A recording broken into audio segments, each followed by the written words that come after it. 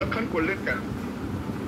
আমাদের মন ভালো নেই, আমাদের এই সিদ্ধান্ত নিতে 1 মিনিটও লাগেনি।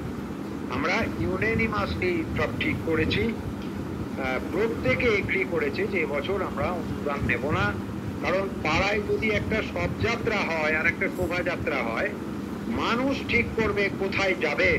whether he will join a carnival or a funeral, that will be decided by people.